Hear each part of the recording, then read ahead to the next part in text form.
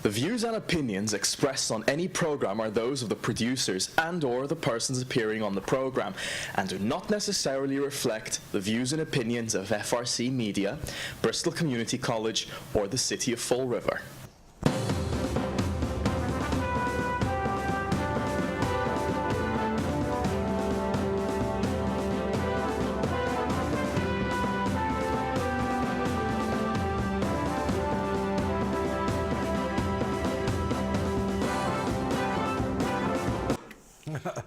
Hello, welcome to Spindle City Straight Talk. I'm Chip. And I'm CJ. And it's a Wednesday after a city council meeting, so you know we got a lot to talk about. Yeah, well, you know, I was called a bully this morning. A bully? And a moron. I like that. I thought that was a wonderful title to be compared to. And what was your answer? Right back at you? I appreciate that. And as I said, I'm not going to argue opinions, and that's a wonderful thing. Right back at you. But, you know, when you present facts to people, no matter what they do, they keep their head buried so far up their derriere that they don't want to hear the truth. And that's okay, too. And I understand that. People want to live in their utopia. And, you know, utopia just doesn't exist. And the city council meeting yesterday, and I must say, with all due deference to city council president Sean Kadim, without you there, the meeting went smooth, went right through, and got out of there by 8 o'clock. Now, isn't that scary? Yeah, that was because there was some controversial issues. They wanted to vote and get the hell out of Dodge. That's the reason they were out of there by 8 o'clock. I mean, let's not give them too much credit. You know, no, that's for sure. They wanted to take those votes, stiff the taxpayer, and run. That's what they wanted to do. You know, go find a place that they're not going to get their picture taken. Right. And you know, they didn't go to Applebee's last night. They went somewhere else. That's what I'm saying. But, and the thing is, though, that, you know, the vote was, you know, as you and I spoke about briefly before the show, because it wasn't clear because of all the hesitant voting last night. And somebody said from the audience, when Linda Pereira was taking a vote, it's an easy vote, just make it, because they wanted the division of DCM. And she says it's not an easy vote, and she voted yes for it anyhow. And that was 6-2. And Richard Cabaceres and Ray Mitchell voted against it. Now, you know, I have been rather tough on Richard Cabaceres in some of his actions. And I may not like what he's done, but I have to say that lately he's been doing some things correctly. Yeah, he fell on the right side of this issue. This issue. There's no doubt about it. And again, you know, and it was made very clear that any way you look at it, Ken Pacheco's gone. Whether they separate the department or not, Ken Pacheco's gone. But the minions sitting in the upper right corner don't understand that no matter what happens, Kenny Pacheco is gone. So let's see who the bully is. I'm the bully because I pointed out. The mayor says if he doesn't get his way, Kenny Pacheco loses his job completely.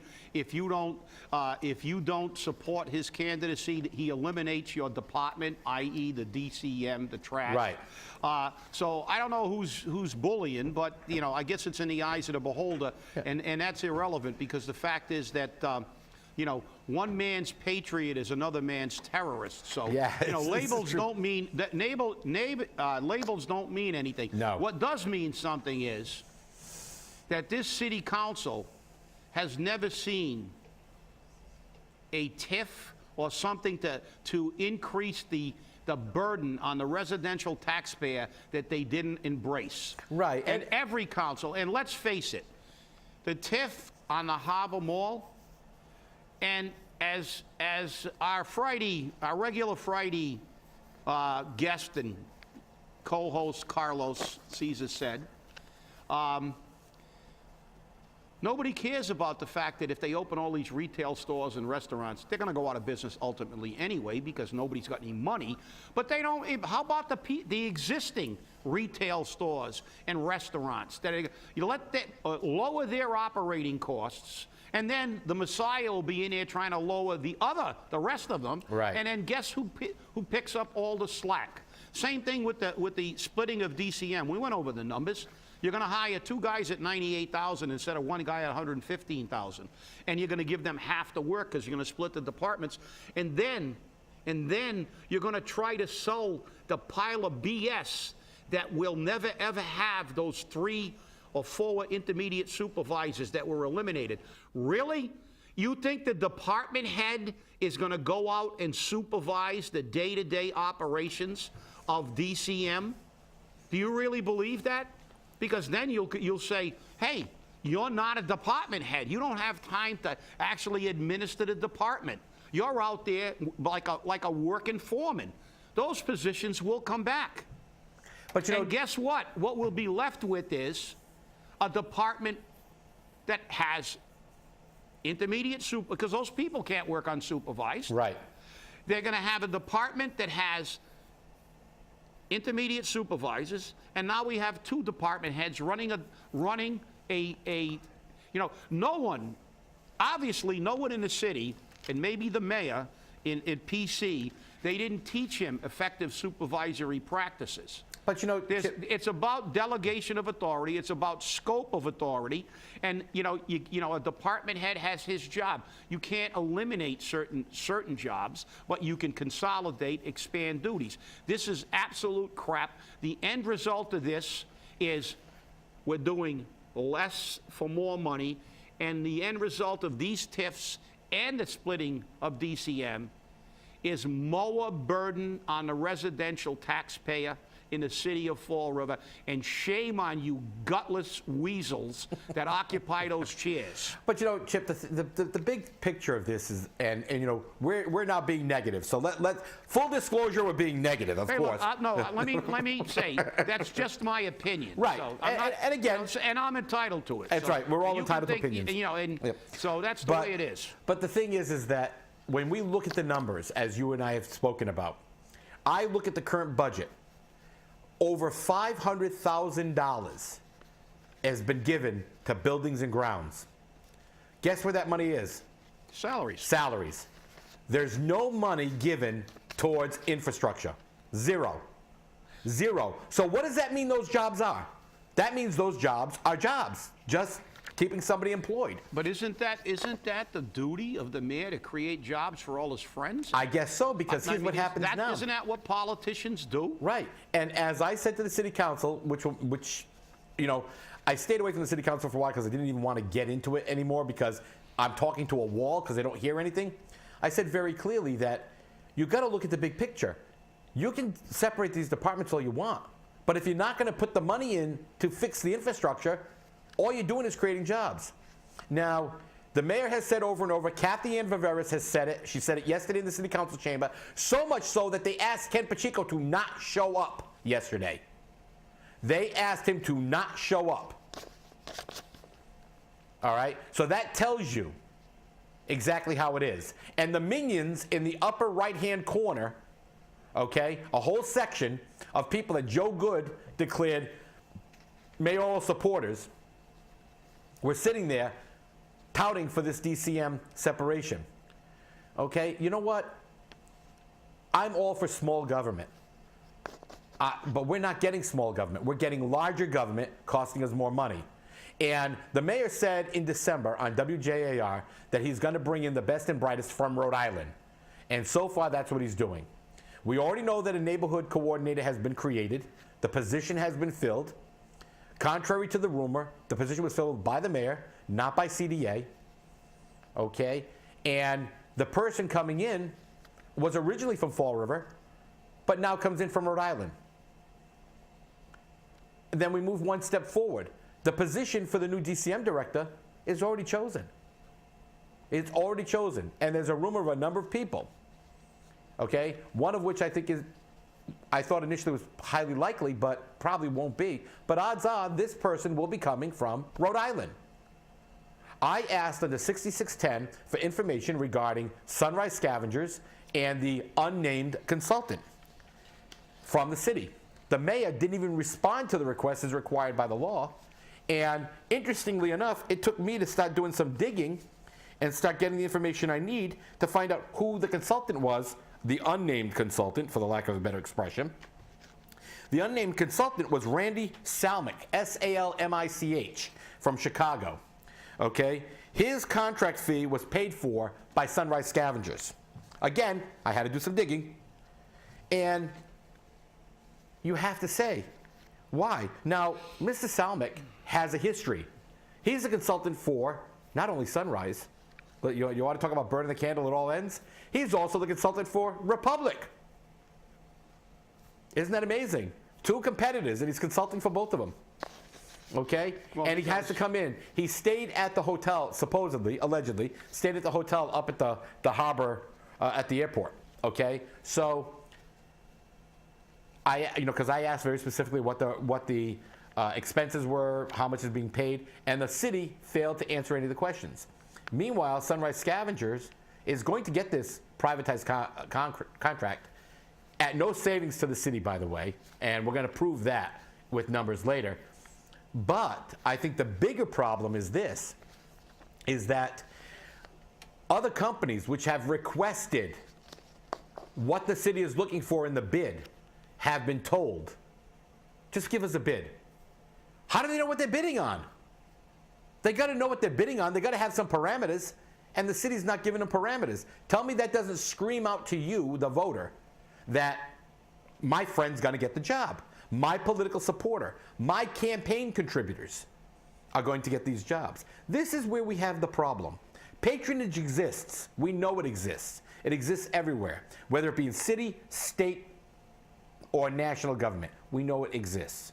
The problem is that if we, as the voter, do not address that patronage and do not show our elected officials that it's unacceptable, then we, the voters, get what we deserve. You know, I could be described as a bully or as negative or whatever you may want to say, but I'm pointing out the facts, and they're facts. They're facts that are backed up by documents, by reports. And when you present facts to the city council, they ignore them. When you present them to the mayor, you get the statement, as I got yesterday, set up an appointment with my office and we'll discuss it. I did that. Your chief of staff failed to return any phone calls or emails. Like that's news for us. And then when you present facts to city councilors and they turn around and say, well, according to my source, because I'm not going to get into what that issue is about right now, there are no numbers for those standards. Well, and I'm like, you got to be kidding me. Well, is this reality? No, it's not. And it's about half-truths, deception, and misleading the public. It's just like reorganizations. Now we're going to use the ultimate political game. We're going to play a numbers game. Well, I eliminated 3 jobs, and I gave just one person a new job. But that one person, so we have a net, we have a net gain of 2 positions, but that's not accurate, because when you split a department and create 2 separate entities, they're getting less duties. When people actually do a true and effective reorganization in private industry, they do just the opposite. They expand duties. They widen the scope of authority. They give people more to do, and you got to do more with less. That's when people have financial problems. But in the city of Fall River, they don't care, because they're just going to keep taxing until they destroy the city. And that's the reason. It's the fire department. They had layoffs. They always lay firefighters off. Have you ever seen the demotions of any officers to keep the balance of officer to firefighter ratio? No. You see this, DCM, middle management, now you got upper management, but now you got 2 separate departments. We've created more departments, which means that there is the chance to create more jobs in both of those departments. And I will tell you, I'm going to make a forecast. They ultimately will. Because like I said, it doesn't make any sense to eliminate the supervisors, middle management supervisors, and have only a department head and workers. Where have you ever seen that? Where have you ever seen any organization that's got more than 4 people in it that has a department head, where the department head is dealing with micromanaging that department? It's not effective. And secondly, it doesn't happen. And ultimately, we will get some of these people, whether they're reclassified as working foremen or whatever, or they change the title. Ultimately, there's going to have to be supervisors for these people in these departments. What have we gained? We're creating more departments. And like, as I said, the math's simple.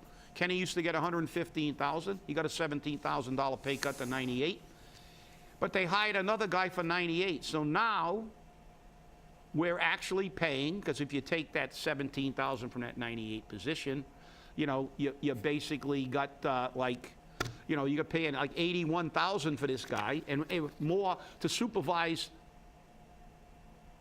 fewer people because you eliminated middle management. So that's effective. That's a good reorganization. That is a crock of bull to create more jobs for your friends. And you're going to get your wish. You're going to get your wish. You know, because they're building, it's another story we're going to deal with later about St. Vincent's Farm. They blew a grant. They blew a grant because they're going to build 300 houses. No, I think it's 55. 55 on one, and 55 on one, and what on the other one? There's two. Yeah. Well, whatever. But you know, and they're going to build them, and they said the price range is 300,000. That's what you know. So it's like who's going to buy these houses?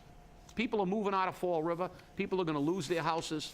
We're going to have nothing. We're going to have no tax base. But I'll bet you the developer is friendly with politicians. And, you know, this is ridiculous. The whole thing is ridiculous because all they're doing is telling you half-truths and not giving you the reality. The reality is every time you open up a retail store in the poorest city in the Commonwealth of Massachusetts that has almost 25% of its population living below the poverty level, you hurt every retail store that's still there. We don't make Fall River's economy better by opening more stores and then have other stores close. We improve the economy of Fall River by raising the discretionary income of the citizens in Fall River so they can be customers for those stores, the existing stores and any store to move in. That's the reason.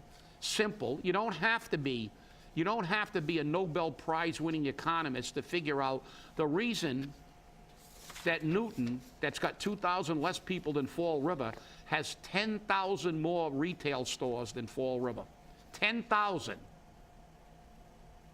And that's a federal statistic. That's the reason they have it. It's not because those people are somehow, you know, different. Yeah, they are different. The average household income in Newton's $113,000 a year, not 31 or 34, depending on what resource. You know, it's just, you know, and they keep giving you this pie in the sky, everything's great, and then when they get a tough vote, we hear, oh, this is a tough vote. Well, guess what? That's what you got elected to do. And I'm going to quote an old president, Harry Truman, if you can't stand the heat, get out of the kitchen. I don't want to hear you whining about a tough vote. Take them. And when you take them, start thinking about the taxpayer. So as far as I'm concerned, and both those TIFs passed basically 7-1 and 8-1, all they want to do is give everybody a free ride except the taxpayer, except the residential taxpayer. No free rides for property owners, whether they're multiple or single-family property. That's Fall River. That's the reason Fall River has deteriorated into what it's become.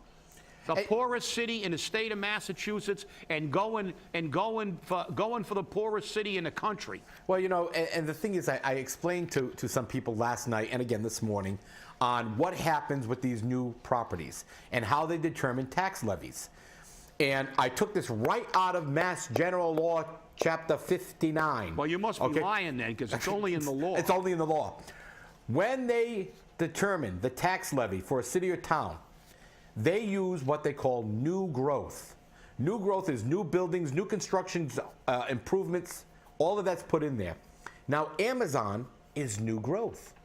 So the property value of the Amazon deal is now new growth. So that gets rolled into the new tax levy. The Harbor Mall is new growth. That cost gets rolled into the tax levy. Market Basket gets rolled into the tax levy. Now, here's what everyone says, oh, but they're only going to pay the taxes on what currently exists. Right, but did you read the TIF? Did you read the TIF? Obviously not, because the TIF says that if the buildings come down, you only pay the property value of the land, because they only pay for the new construction, the improvement. Now, here's the deal. Last year, as many of you obviously have forgotten, they declared the Harbor Mall abandoned property because it met the requirements under the law for 75% occupancy for greater than 24 or 28 months. Therefore, their tax rate went from here to where you can't see it anymore. So the taxes on that property, because they're not going to keep the buildings up, because obviously they had to kick Kmart out so they can bulldoze the building. They also need a variance to subdivide the land. So all that's going to be worth anything is the land. And that's the only thing we're going to collect the taxes on, because everything that goes above the land is non-taxable. 100% for 3 years. Now, remember this. See if you can follow me, okay? If we've added the cost of those projects, which are multi-million-dollar projects, let's just use the $41 million for the TIF, for instance. But it's more than that. If we use that as the new growth for this project, and then the Amazon growth, we can include that in, who's going to pay the taxes on the new growth? Because they're not paying it. So that tax has got to be paid by somebody, which means you, the residential taxpayer, have got to pay it, because they don't. CJ, what are you doing? What are you doing? You're explaining to the people of Fall River how they figure out how to circumvent 2.5? Because that's exactly what they do. Yeah. Because it's 2.5 of the new number. That's right. And therefore, who pays? When they let them get on for free, we're not paying 2.5 anymore. No. We're paying 3.5, 4.5. Or more. Or more. And then they're going to talk about an override. Right. So you see, this is what they don't want you to know. This is why they want to do this, because they can gouge you more. And then Melian will be in front of there saying, lower the tax factor on the businesses, lower the tax factor on the businesses. And then they're going to go, and what's going to happen is, like I said, you're going to see people losing their houses. There are, I would say, 50% of the houses, especially single families, are retired people on fixed incomes. That's right. Whose houses are paid for, and they're barely making ends meet now with the taxes. And ultimately, within a few more years, you're going to see all those houses gone, because they're going to lose their houses. And the problem is, and nobody cares, because you know what the developer thinks? They're going to be sitting at the Capitol Grill, not a Fall River restaurant, having a steak dinner with the politicians in Fall River who vote for these things. And then if you tell half of the city council about this, you know what they'll say? Oh, I didn't know that. Just like they didn't know the 17 standard actually told you how many people should be on the minimum that you should have on a fire truck. And then they read it and they still don't know it's there. So, I don't know. Maybe it's intentional stupidity. yes, it is. It is. I don't know. And the bigger I'm problem, telling you, it's really bothering me now, because it's getting to the point where we've gone, from the ridiculous to the sublime. We've gone beyond that. What they're doing to the people of Fall River is as far as I'm concerned, is criminal. What they're doing to the residential taxpayer of the city of Fall River, and they should be ashamed of themselves. Right. And the thing that really gets me is, because I'm speaking to a finite group of people when you think about it.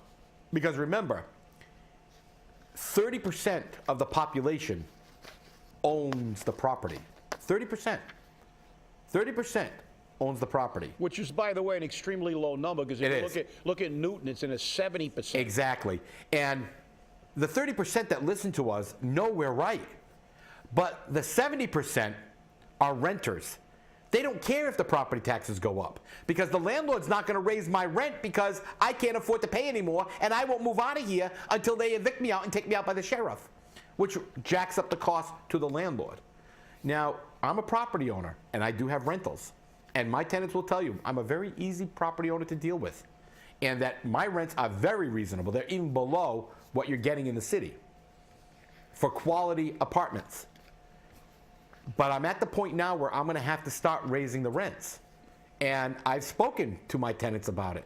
And they said, we're surprised you haven't raised it sooner than this. But you do end up paying. You may not pay the tax. But if your landlord raises your rent $200, are you going to be able to live there? Are you even going to be able to stay in Fall River? And that's why, here's where I'm a bully now, Chip. You're going to love this. I firmly believe that every property owner in the city of Fall River should take the hit, raise his rents to what they call market rate. Do not accept Section 8. Do not accept housing subsidies. You'll have some vacancies for a while, but you will clean the city up of a lot of the problems we have. And what will then happen, and what will then become very obvious, is that people outside the community will say, maybe Fall River is a good place to live because now they got rid of all the trouble. Well, I'm not sure if I'm not sure if that strategy is going to work. No, it won't work. It won't work. That's a utopian strategy. That's a utopian solution, because the problem is, if every property owner did that, it wouldn't be the solution, because what the city would do would be build more low-income housing Exactly. for these people to move in, and then these people who are the developers are going to make the money. So the fact is that that's one of the problems. Now, if you take that strategy, which is a great strategy, with a 40% reduction in low-income housing that's funded by, that's part That of the will bring city. us to state. That would bring us to the state mandate. And heaven forbid, God forbid, we only have enough to comply with the state mandate. Because go to every town, go to every city in the Commonwealth of Massachusetts that has a pretty good economy, and check how much subsidized housing they have. They're going to be right at the base minimum. They are. They don't have. We're so far. That's why they send everybody to us. It's like, you think people in Newton, they're gonna, we want to build another low-income housing or moderate. You know what they go? Yeah, right there. not this lifetime, buddy. Ship them to Fall River and Exactly. New Bedford. That's where they go to all the housing for. We don't want these people here. We want people here that have money and keep this city growing and keep businesses going. And that's the problem. The problem is we got a bunch of politicians who keep talking about their vision. Well, your vision, I don't want to know. I don't want to know what's going to happen in 30 years. I don't care. Your 30-year plan, you can stick it where the sun doesn't shine. Because the fact is, we got people that can't pay their bills today. We need to begin to start giving some people relief yesterday. Yep. Not in 30 years. I don't want to hear about your 30-year plan. I want to know what you're going to do for me today. And you know what, Chip? There's medications for those visions. Yeah, and I think they got glaucoma. Well, real quick, just to get off this topic just for a little bit, although because there's a lot more we could go on, I have to talk about Ithaca, New York, real quick. Geez. We got less than a minute to talk about this. The mayor of Ithaca, New York, wants to open a building, so that junkies can go and shoot up under supervision. And if they overdose, we're going to give them the Narcan. And who would pay for that? The taxpayer. And this aired on WCVB5. And the funny part about it is, I firmly believe that Massachusetts would do this. I think the politicians are really looking at this like, oh, this is a good idea. When I brought this up at the city council meeting to a few people, they said, that's a wonderful idea. It will stop hepatitis C. It will stop HIV. Why? Just because they're not shooting needles? CJ, you're so insensitive. I am. Calling them junkies. I'm sure there's a more euphemistic title. I can't think of it, but I'm sure there is. But look, let's face it. If you did that or I did that, they'd call us enablers. That's right. They're making it as easy as possible to be a drug addict. They're going to give them places to shoot up. Yep. They're going to give them Narcan so they don't have to worry about overdosing. And that's wrong. Because you know why they're doing it? They're making money on it now. They're going to have jobs because they're going to have to hire people to monitor this house. Politicians always figure out how to make money out of anything, be it war or drug addiction. That's so it. Get angry and stay angry. And stay angry. Thanks for watching. Have a great day. We'll see you Friday.